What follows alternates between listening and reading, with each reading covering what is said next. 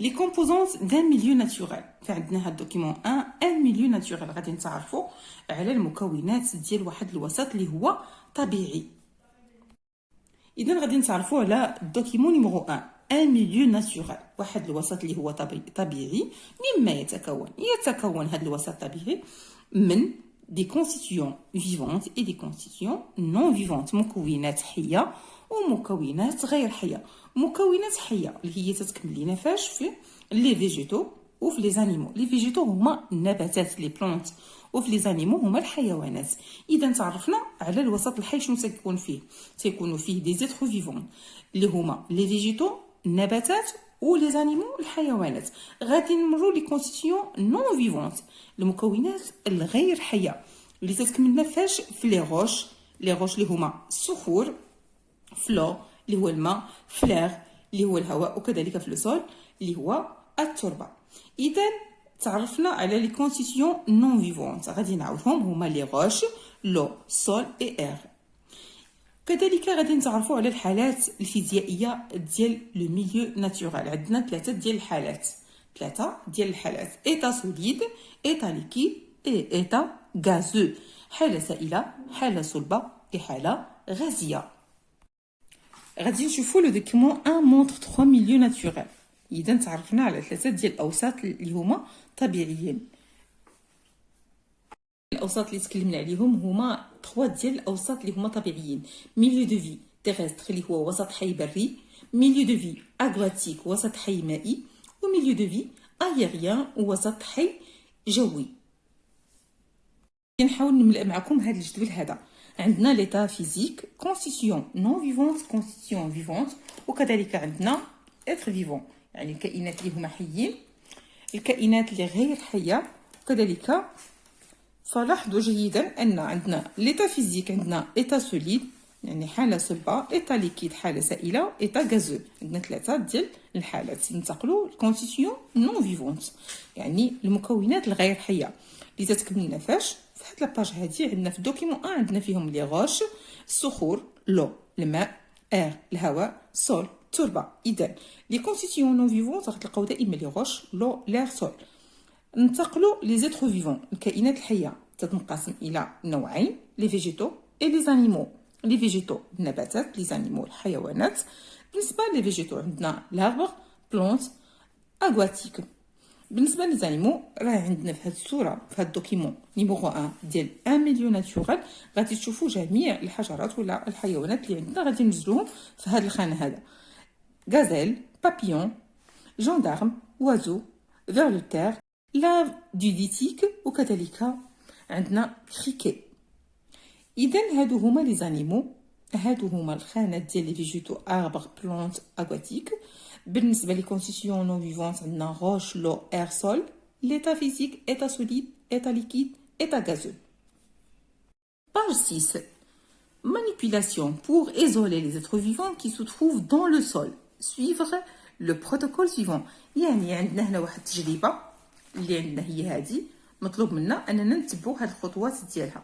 فهنا ما غاديش نبقى نمشي معكم الخطوات، فمطلوب منكم انكم تقراو التجربه وكلشي. فغادي نمشي معكم مباشره الاجابه على الكونكلوزيون.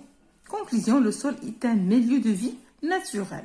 يعني غادي توصلوا النتيجه والكونكلوزيون ان لو سول تربه وهي وسط حي ناتورال طبيعي. التربه وهي وسط حي طبيعي. باج 8. les êtres vivants microscopiques الكائنات الحيه المجهريه يعني الكائنات الحيه اللي غادي نشوفوهم بالمجهر والتي لا ترى بالعين المجرده. اذا شنو باش نشوفوهم شنو تنستعملوا هذا النوع هذا لو ميكروسكوب اوبتيك اللي تيوضح لنا الصوره وتنشوفوا هذوك الكائنات اللي هما صغارين بزاف. تنشوفوهم وما تنتمكنوش اننا نشوفوهم بالعين المجرده، تنشوفوهم بهذا الميكروسكوب هذا ولا بهذا المجهر ولا بهذا المنظار. اذا غادي نتعرفوا بعدا اولا على لو ميكروسكوب اوبتيك. شنو هو لو ميكروسكوب اوبتيك؟ est utilisé pour observer les êtres vivants invisibles à l'œil nu. يعني تنستعملوا هذا المنظار هذا ولا هذا المجهر هذا اللي يعني باش نشوفوا ملاحظه الكائنات الحيه التي لا ترى بالعين المجردة التي لا ترى بالعين المجردة سنستعمل فيها هذا النوع من المنظار. دوكيمون 2 اوبسيرفاسيون ميكروسكوبيك يعني ملاحظة مجهرية. دان نيتر فيفون يونيسيلولار ديال واحد الكائن الحي وحيد الخلية دوريجين انيمال اللي الاصل ديالو حيواني فيفون دون لو اللي تيعيش في الماء فسميتو لا باغاميسي وهي واحد الكائن حي وحيد الخلية. اذا هذه هي لا باغاميسي خلية ديال لا باغاميسي مما تتكون من واحد هذا الغشاء اللي هو على في الخارج الغشاء السيتوبلازمي ممبران سيتوبلازميك ممبران سيتوبلازميك. لاحظوا كذلك اننا ما غاديش نقيسوا الجدار غندخلوا شويه غادي نلقاو لو سيتوبلازم وهو السيتوبلازم. الا شفتوا هنايا كاين واحد النواه اللي تنسميها نوايو. اذا المكونات ديال واحد الخليه اللي ديال واحد الكائن اللي هو حيواني احادي الخليه تتكون من ممبران سيتوبلازميك نوايو سيتوبلازم. نوايو هي هاد النواه هادي. دوكيمون نيميرو 3 اوبسيرفاسيون ميكروسكوبيك كذلك ملاحظه مجهريه. دان نيتر فيفون يونيسيلولار كذلك واحد الكائن حي اللي هو احادي الخليه دوريجين فيجيتال ولكن هاد الحاله اللي عندنا دوريجين الاصل ديالو نباتي وليس حيواني فيفون دون لو اللي تعيش في الماء تيتسمى الغ اذا هاد النبات ديال الالغ اللي هو واحد النبات اللي هو احادي الخليه المكونات ديالو تتكون من واحد الغشاء اللي هو سيتوبلازمي اللي هو اللي بالخارج ممبران سيتوبلازميك. كذلك تتكون لنا من نواه اللي هي هنايا بالاسود تتبان هنا تظهر بالاسود نوايو. كذلك عندنا السيتوبلازم اللي هو تيكون داخل الغشاء السيتوبلازمي تيتسمى سيتوبلازم. اذا اي خليه تتكون لنا مناش من الغشاء السيتوبلازمي ممبران سيتوبلازميك وكذلك لو سيتوبلازم هو سيتوبلازم وعندنا النواه اللي هي نوايو. فهادو هما المكونات ديال واحد الخليه اللي هي واحد الكائنات حيه اللي هي احاديه الخليه. اذا هادو هما لي كومبوزونت دان نيتر فيفون يونيسيلولار تيتكون لنا من ممبران سيتوبلازميك نوايو و سيتوبلازم. Passons à la page 10. La cellule unité structurale de l'être vivant. إذن عندنا document numéro 1 observation microscopique de l'épithélium buccal coloré VUOMO. فعندنا هاد الخلية هذه إذا غنشوفوا كذلك لا ستركتور ديالها البنية ديالها مما تتكون لا ستركتور ديالها كذلك بحال الخلية الأحادية كذلك فيها واحد الغشاء السيتوبلازمي اللي هو بالخارج تيتسمى ممبران سيتوبلازميك كذلك نواة اللي هي هاد الحبه الصغيره تنسميها نوايو وكذلك السيتوبلازم اللي تيكون بعيد شيئا ما عن الغشاء السيتوبلازمي تنسميوه سيتوبلازم. اذا سهل جدا انكم يعطيكم واحد الخليه وتقوموا بالتسميه ديالها اللي تيكون بحجم صغير يعني تنسميوه نواه. كذلك عندنا هذا الغشاء السيتوبلازمي اللي تيكون بالخارج تيحيط عليها بالخارج واللي بالوسط تيكون هو السيتوبلازم. فضروري ما تعرفوا على انكم تسميو تعطيو الاسماء ديال واحد الخليه.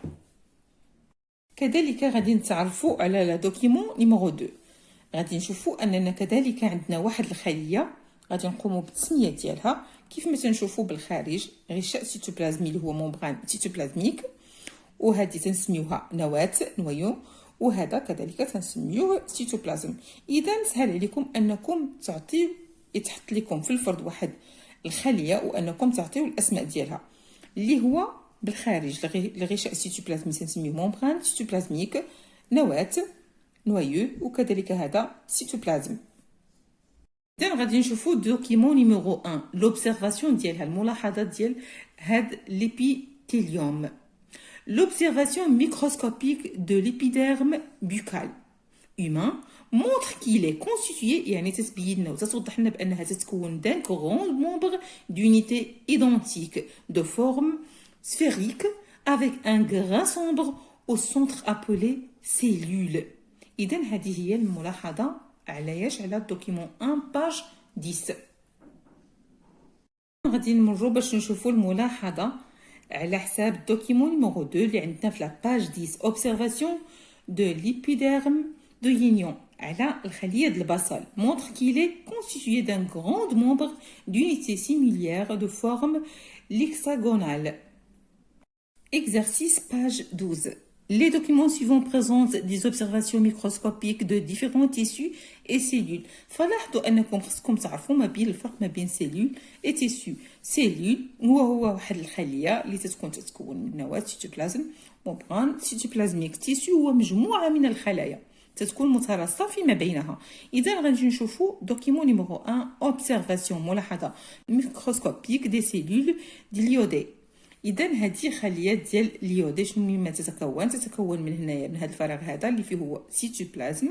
إلا لاحظتوا هنايا عندنا ممبران سيتوبلازميك واحد الجدار اللي هو هذا جدار أو غشاء تنسميه غشاء سيتوبلازمي ممبران سيتوبلازميك. وعندنا هاد الحبيبات اللي هما صغار تنسميهم نواة دي نوايو.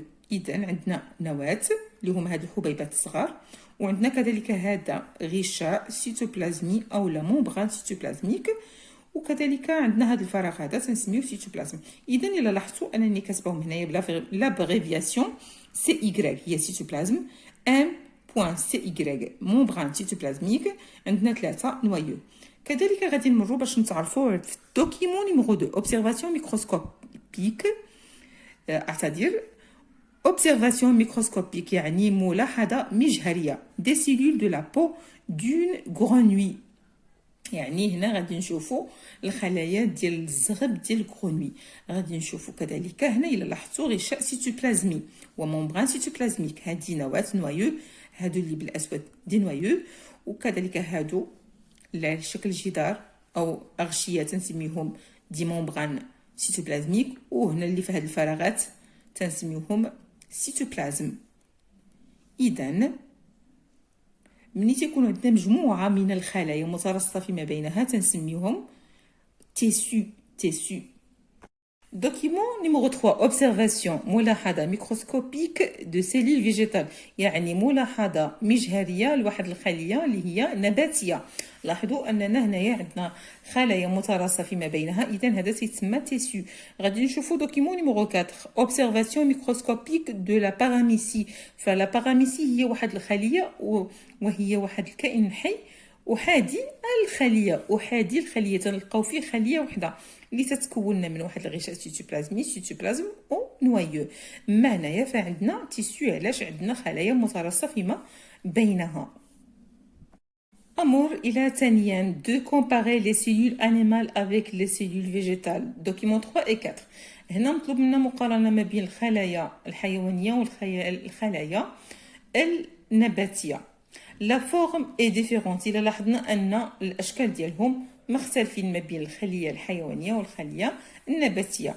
Les deux sont constitués de cytoplasme noyeux et membrane cytoplasmique. وبزوج بهم تيتكونوا من سيتوبلازم نواة وكذلك غشاء سيتوبلازمي اللي هو membrane cytoplasmique. نمر إلى 3. Pourquoi considérait-on la cellule comme une unité structurale de l'être vivant? Car tous les êtres vivants sont constitués de cellules. يعني جميع الكائنات الحية تتكون من خلايا. 4. Définir la cellule. يعني حدد لنا la cellule ولا عطينا تعريف ديال la cellule. La cellule est le plus petit élément vivant de l'organisme. C'est l'unité d'organisation vivante. بالنسبة qu'appelle-t-on un groupe de cellules semblables؟ قال لك اش نسمي واحد المجموعة من الخلايا متراصة فيما بينها تنسميوها تيسو هما واحد المجموعة ديال الخلايا اللي متراصة فيما بينها.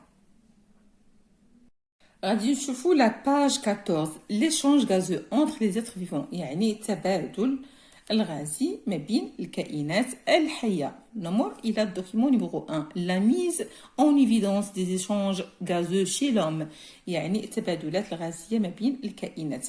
لاحظوا هذا الجدول هذا غادي تقراوه جيدا. غنشوفوا نمروا أولا à partir du tableau انطلاقا من الجدول comparer l'air inspiré avec l'air expiré. قال لك قارن ما بين الهواء المستنشق والهواء المزفر يعني اللي هو مطروح.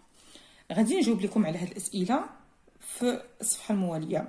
ثانيا كاريفتيل à l'air pendant la respiration شنو تيوقع للهواء خلال الاستنشاق. إذا غادي نمروا لا كوريكسيون. عندنا الإجابة على السؤال الأول والثاني. عندنا la quantité d'oxygène O2 diminue dans l'air expiré. عندنا كذلك la quantité d'oxygène de carbone augmente dans l'air expiré. وعندنا كذلك la quantité de l'azote ne change pas dans l'air expiré et inspiré. فبالنسبة للأكسجين تنقص، أما بالنسبة للكربون فراه تيتزاد في بالنسبة للير اكسبيري اللي هو مستنشق، وبالنسبة لا كونتيتي الكمية ديال لازوت ما تتغيرش دون لير اكسبيري في الهواء المستنشق وكذلك في الهواء المزفر. شنو هي النتيجة؟ يعني qu'arrive-t-il à l'air pendant la respiration? Notre corps respire، يعني الجسد ديالنا تيستنشق. il consomme le O2، يعني تيستنشق le O2، تيستهلك ال O2 وكذلك تيطرح لنا le CO2، تيستنشق الأكسجين وتيطرح لنا ثنائي أكسيد الكربون. نمر إلى document numéro 2. Passons au document numéro 2, page 14. La mise en évidence des échanges gazeux chez le poisson. يعني كاينين تبادلات الغازية ما بين بالنسبة للأسماك. إذا عندنا التجربة هي ديبي دو ليكسبيريونس، الاول ديال التجربه وكذلك فان دو ليكسبيريونس. غادي نلاحظوا هنايا عندنا O2 كانت عندنا 9 ملغ في اللتر، هنا عندنا 3 ملغ في اللتر. يعني فين مشى هذاك الهواء راه استنشقاتو، يعني الاسماك لو بواسون هو اللي خدا داك O2 استنشقوا O2، يعني باش اللي هنا هاد الديمينيسيون ديال الغاز اللي كان هنايا راه خداه الاسماك. بالنسبه لو دو شو، بالنسبه لهاد بي عندنا لو دو شو اللي هو ماء الجير لامبيد. عندنا هنا في الاول هاد الديبي ديال ليكسبيريونس كانت عندنا الماء صافي، يعني هو لو دو شو عندنا لامبيد هو صافي ونقي. فلاحظوا في الاخر ديال التجربه فان دو ليكسبيريونس شنو وقع لهاد لو دو شو؟ ولا تروبلي، يعني تغير وتعكر. هنا تروبلي هو تعكر ماء الجير. لاش هاد التجربه شنو تتبغي تثبت لينا؟ تثبت لنا بان في الاول هنا كان ماء الجير نقي، ما كان حتى حاجه. هنا وقع لي تغير من حيث انه تستنشق ولا معكر في ماء الجير. علاش؟ تطرح الاسماك ثنائي اكسيد الكربون، هنا تيتعكر لنا ماء الجير. اذا باش نجاوبوا على الاسئله اللي عندنا في الاسفل. La première question, comparer le taux de O2 au début et à la fin de l'expérience. يعني قال لك هنا قارن لو تو ديال الاكسجين في الاول وفي الاخير ديال هذه التجربه ثانيا analyser et légender les résultats de l'expérience. فهنا قال لك حلل كذلك وفسر هاد النتيجه ديال الاكسبيريونس اللي عندنا في التجربه بي. Comment se fait la respiration dans l'eau chez le poisson؟ كيف يتم الاستنشاق داخل الماء بالنسبة للأسماك؟ إذن غادي نمروا باش نجاوبوا على هاد لي 3 كيسيون. إذن الإجابة على هاد الشكل هذا. La quantité de O2 يعني الأكسجين diminue dans l'eau contenant le poisson، يعني الكونتيتي الكمية ديال الأكسجين تتنخفض في لو اللي تتكون فيه اللي كاين فيه السمك. لو دو شو يعني ماء الجير زائد ثنائي اكسيد كربون تعطينا لو دو شو تروبلي، تعطينا ماء الجير معكر. بالنسبه للإكسبيريونس B، au début de l'expérience l'eau de cristallisateur ne contient pas le CO2، يعني عندنا في الاول ديال التجربه الماء اللي كان متواجد لنا في هذاك الاناء ما كانش يحتوي على CO2 car son mélange avec l'eau de chaud reste limpide، يعني منين مزجناه بماء الجير بقى نقي وصافي. على فان دو ليكسبيريونس في نهايه التجربه اللي عندنا التجربه بي في لاباج 14 على فان دو ليكسبيريونس CSO est riche en CO2، ولا لينا الماء غني باش ب CO2 بثنائي اكسيد الكربون car son mélange avec l'eau de chaud est troublé، ولا المزيج ديالو مع ماء الجير معكر. شنو غادي نفهموا من هذه التجربه؟ لا كونكلوزيون الاستنتاج. لو بواسون كونسوم O2، بالنسبه للاسماك تستنشق لينا O2 وتطرح لنا ثنائي اكسيد الكربون. il respire انها تتنفس. نمر كذلك الى صفحه 16 باج 16. لاحظوا جيدا عندنا document 4 mise en évidence des échanges gazeux chez les algues. كذلك عندنا تجربة بالنسبة للتبادلات الغازية على هذا النبات ديال الألغ. إذا شنو وقع لينا في التجربة؟ في الديبي ديال التجربة شنو تيبقى لنا؟ تيبقى الماء نقي. هنايا فان دو ليكسبيريونس شنو تيبان لنا كذلك؟ تيولي لنا عندنا ماء معكر. هنا او دو شو لامبيد، هنايا عندنا او دو شو تروبلي ولا معكر. هنا عندنا ماء الجير صافي. إذا décrire l'expérience, mettre la légende. Expliquer pourquoi l'eau de chaud trouble-t-elle. En quoi consiste la respiration chez les algues. إذا هنا عطنا ثلاثة ديال لي كيستيون مطلوب أننا نجاوبو عليها. غادي نجاوب لكم عليها. نمرو نشوفو لا دوكيمون نيميرو 5 mise en évidence des échanges gazeux. Document numéro 5 mise en évidence des échanges gazeux entre un muscle frais et son milieu extérieur. إذا هنا كذلك إلا لاحظنا في الديبي ديال ليكسبيريونس شنو عندنا او كولوري، عندنا ميسكل فري وعندنا او دو شو لامبيد كان في الأول صافي. وهنا او كولوري في لا ديرنيير يعني في الاخر ديال التجربه شنو وقع؟ ان لو دو شو ولا معكر. هنا تيطرح لنا ثنائي اكسيد الكربون. اذا غادي نمروا باش نشوفوا الاجابه على الاسئله اللي عندنا هنايا. عندك اناليزي لي ريزولتا دو سيت اكسبيريونس. 2. Découvrir les échanges gazeux entre les êtres vivants et leur milieu de vie. كذلك خصنا نجاوبوا على هذه الاسئله. غادي نمروا الاجابه مباشره. فبالنسبه للاجابه عندنا لوكسيمتر هو هذاك الجهاز اللي كنا تنعبروا به. لوكسيمتر montre que la quantité de O2 يعني الكونتيتي الكميه ديال الاكسجين diminue تتنخفض dans l'eau contenant l'iliodé. فبالنسبه للماء اللي تيحتوي على اليودي فنسبه الاكسجين تتنخفض فيه. عندنا اليودي هي البلونت اغواتيك، هي هذيك النبته المائيه. اذا غادي نمروا au début de l'expérience. في البدايه ديال l'expérience le mélange de l'eau de chaud avec l'eau de récipient n'est pas troublé. في الاول ديال التجربه الميلونج يعني المزيج ديال ماء الجير مع الماء دو ريسيبيون مع هذاك الماء ديال الاناء ني با تروبلي، ما كانش متعكر، كان لامبيد كان نقي وكان صافي. على فان دو ليكسبيريونس في نهايه التجربه لو دو شو اي تروبلي ولا لنا هذاك ماء الجير مغير. on le mélange avec l'eau de récipient contenant de l'iodé اللي كان فيه هذيك النبته ديال اليودي. لو دو شو زائد يعني الا زدنا عليه سي او 2 ثنائي اكسيد الكربون شنو تعطينا؟ تعطينا او دو شو تروبلي، تعطينا ماء الجير معكر. ليودي بلونت اغواتيك هذا هو الاستنتاج. ليودي هذيك النبته اللي سميتها ليودي واحد لا بلونت اللي هي مائيه كونسوم تستهلك لينا او 2 اكسجين وتطرح لينا سي او 2 وتطرح لنا ثنائي اكسيد الكربون. الريسبير كذلك الريسبير هذه هي النتيجه في كلتا الحالات اللي شفنا سابقا. ديك غادي نمروا باش نشرحوا الدوكيمون نيميرو 5 au début de l'expérience l'eau de chaud est limpide كان نقي à côté de muscle كان نقي في هذاك الجانب اللي كان فيه المسكل. à la fin de l'expérience l'eau de chaud devient trouble. قالك في النهايه ديال التجربه ولا هذاك الماء الجير معكر troublé. présence de CO2 يعني كان الحضور ديال ثنائي اكسيد الكربون. à la fin de l'expérience في النهايه ديال التجربه le coloré montre dans le type à cause de la diminution de volume de l'air par consommation de O2 par le muscle. يعني هنا كان الاستهلاك ديال ثنائي ديال الاكسجين من طرف المسكل عطانا طرح لنا ثنائي اكسيد كربون وتعكر عندنا ماء الجير اصبح معكر.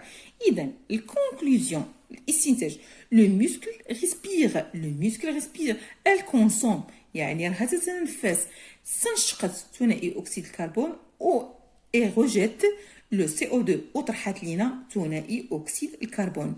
لو مسكل اي كومبوزي بار دي سيلول سي سيلول ريسبير. لكن الميسكل تتكون من بزاف ديال الخلايا، هاد الخلايا تيتنفسوا. اذا كان هذا هو لا كومباريزون اي لا كوريكسيون دي كيستيون اللي عندنا في لا باج 16.